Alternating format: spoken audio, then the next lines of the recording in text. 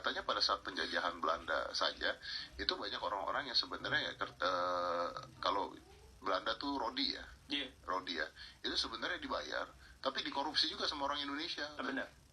Penjajahan kita tuh lebih banyak dilakukan oleh bupati-bupati kita daripada sama Belanda.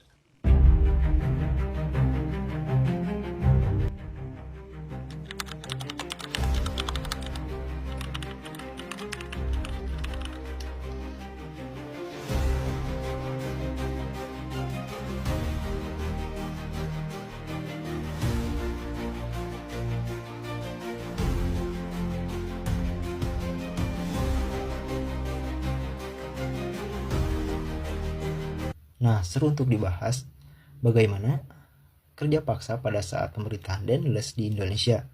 Apakah itu memang dibayar atau tidak? Karena seperti apa yang kita ketahui, apa yang diajarkan di sekolah, bahwasannya kerja paksa ini tidak dibayar sama sekali oleh pemerintahan Belanda. Nah, kita ketahui faktanya. Pada tahun 1808, Gubernur Jenderal Herman Willem Dendles diperintahkan oleh pemerintah Belanda untuk membangun jalan raya pos dari Anyer sampai Panarukan sejauh 1000 km. Tujuannya bukan buat rakyat, tapi buat kepentingan Belanda pada saat itu. Tidak lain untuk menopang roda ekonomi dan juga untuk kepentingan militer. Dengan adanya jalan raya pos, jarak yang ditempuh untuk mengangkut komoditi dari Indonesia menjadi lebih efektif. Dendles meminta kepada bupati untuk mengirimkan para pekerja di tiap daerahnya, yang memang akan bekerja membangun jalan tersebut.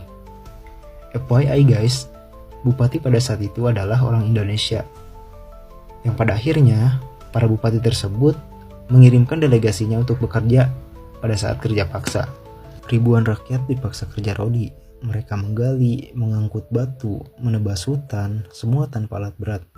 Banyak yang sakit, kelaparan, bahkan meninggal di tempat. Menurut catatan dari beberapa sumber, ada sekitar 12.000 orang yang meninggal akibat kerja paksa itu. Nah, dari arsip pemerintahan Belanda bilang bahwasannya pada saat itu kerja paksa itu digaji oleh pemerintah Belanda, yaitu sebanyak 30.000 ringgit, di mana jika dirupiahkan yaitu sekitar 105 juta pada saat itu. Nah, ingat ya guys, ini adalah tahun 1808, di mana uang sebesar itu pada tahun tersebut itu sangat besar nominalnya.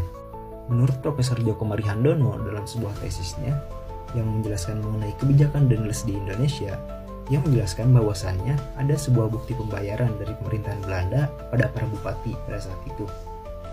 Sementara menurut Christopher Reinhardt saat diwawancara oleh tim CNBC Indonesia, ia menyebutkan bahwasannya dalam proyek tersebut